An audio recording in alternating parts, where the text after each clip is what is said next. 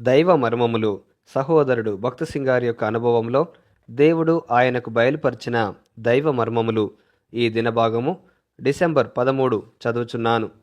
అప్పుడు నాకును మీకును సమస్త జీవరాశులకును మధ్యనున్న నా నిబంధనను జ్ఞాపకం చేసుకొందును గనుక సమస్త శరీరులను నాశనము చేయుటకు అలాగు ప్రవాహముగా నీళ్లు రావు.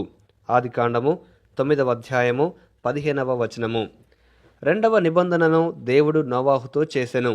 నోవాహు దినములలో పాపము విస్తరించి ఉండెను. ఈ దినములలో ప్రపంచమంతటిలో పాపము ప్రబలమగుచున్నది. అయినను దేవుడు తాను చేసిన నిబంధనను బట్టి లోకమును నాశనము చేయకున్నాడు. ఆయన తన ప్రజలకు కృపను చూపుచు ఎంతో ఓపికగా కనిపెట్టియున్నాడు. అయినను ఆయనను మనము దుఃఖపరచుచున్నాము, తృణీకరించుచున్నాము, ఆయనపై తిరుగుబాటు చేయుచున్నాము. అయినను దేవుడు సహనము కలిగి మనము మారు మనస్సు పొందవలనని వేచియున్నాడు.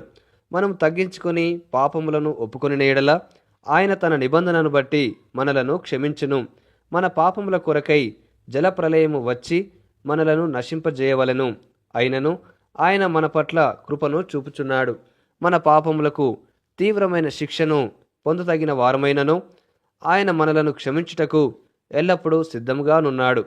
మన పాపములను మనము ఒప్పుకొని ఎడల ఆయన నమ్మదగిన వాడును, నీతిమంతుడును గనుక ఆయన మన పాపములను క్షమించి సమస్త దుర్నీతి నుండి మనలను పవిత్రులనుగా చేయును.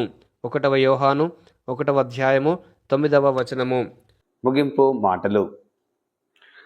నేటి దిన వాక్యం ద్వారా ప్రభు మనలను ఆత్మీయంగా నడిపించి సహాయపడి సమృద్ధిగా ఆశీర్వదించును గాక. ఆమెన్. దైవజనుడు భక్సింగ్ గారి యొక్క వర్తమానములు, అందులో దైవ మర్మములు, అలసిన వాణిని ఊరడించు మాటలు పుస్తకములు మీ కొరకై ఈ ఛానల్లో అందుబాటులో ఉంచాము.